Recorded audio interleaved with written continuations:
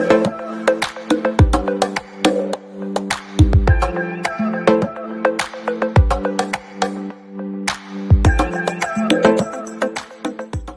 পুনৰ আহিছোঁ আপোনালোকৰ ওচৰলৈ নতুন এটা ভিডিঅ' লৈ।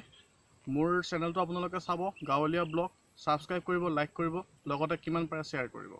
ঠিক আছে বন্ধুসকল, আজি মই আহিছোঁ অন্য এটা টপিক লৈ, যে পেট্ৰল পাম্পত জুই কিয় লাগে। বহুতে হয়তো ভাবে চাইনবোৰ্ডত এটা মোবাইলটো ইউজ কৰিব নিদিয়ে, ছুইচ অফ কৰি থ'ব দিয়ে। তাৰ কাৰণটো কি হ'ব পাৰে? আমি বহুতে ভাবোঁ যে মোবাইল ফোনৰ পৰা জুই লাগিব, ব্লাষ্ট হ'ব, এনেকুৱা ধৰণৰ। এইটো কথা বহুতো অৰ্গেনাইজেশ্যনে ৰিচাৰ্চ কৰিছে। তেওঁলোকে পাইছে যে মোবাইল ফোনৰ পৰা কোনো ধৰণৰ বিস্ফোৰণ হ'ব নোৱাৰে।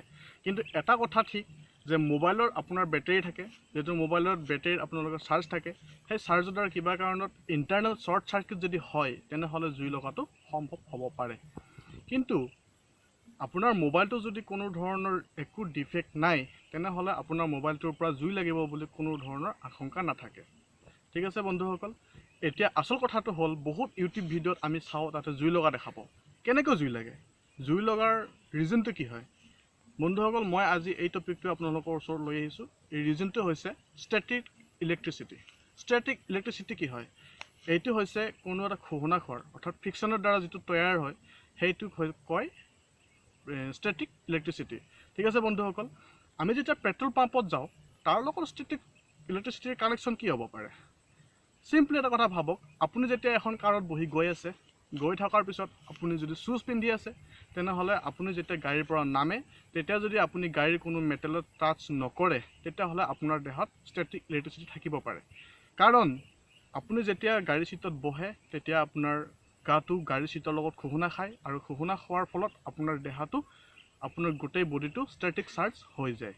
আৰু যেতিয়া সেই ষ্টেটিক চাৰ্জটো ওলাই যাব নাপায়, আপোনাৰ দেহত থাকি যাব, তেতিয়া আপুনি যেতিয়া পেট্ৰল পাম্পৰ ওচৰত যাব, পেট্ৰল পাম্পৰ যিহেতু তাতে পেট্ৰলৰ গোন্ধ ওলাই থাকে, তাত মলিকিউলছবিলাক উৰি থাকে, গতিকে যদি আপুনি তাৰ ওচৰত গৈ কিবা এটা টাচ কৰি দিয়ে, তেতিয়া আপোনাৰ দেহৰ ষ্টেটিক চাৰ্জটোৰ পৰা স্পাৰ্ক প্ৰডিউচ হ'ব পাৰে।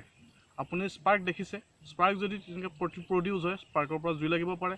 আমি গেছ ষ্ট'ভত যেনেকৈ স্পাৰ্ক জ্বলাই আমি গেছ জ্বলাওঁ, ঠিক তেনেকুৱাকৈ তাত স্পাৰ্ক প্ৰডিউচ হ'ব পাৰে, আৰু তাৰ পৰা জুই ধৰি ল'ব পাৰে, তেনেকৈ জুই লাগিব পাৰে।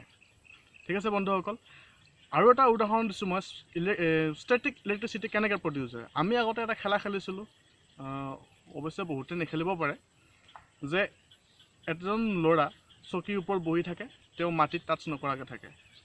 তাৰ পিছফালে অন্য এজন ল'ৰাই তেওঁৰ গাত টাৱেলেৰে কোবাই থাকে, আৰু এনেকৈ কোবাই থকাৰ ফলত ষ্টেটিক চাৰ্জ উৎপন্ন হয়।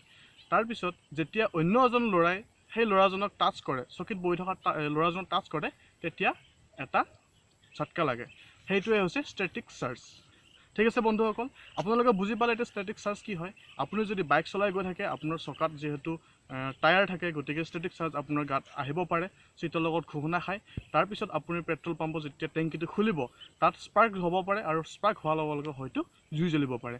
গতিকে বন্ধুসকল, আপুনি মোবাইলটো ছুইচ অফ কৰাতকৈ এটা কথা মনত ৰাখিব, যেতিয়া পেট্ৰল পাম্পত যাব, তাৰ আগতে আপুনি হাতেৰে মাটিত নহয়তো কিবা মেটেলত টাচ কৰি ল'ব। তেতিয়াহ'লে আপোনাৰ দেহাৰ গোটেই ষ্টেটিক চাৰ্জটো গুচি যাব, আৰু গুচি যোৱাৰ পিছত কোনো ধৰণৰ আশংকা নাই। ধন্যবাদ।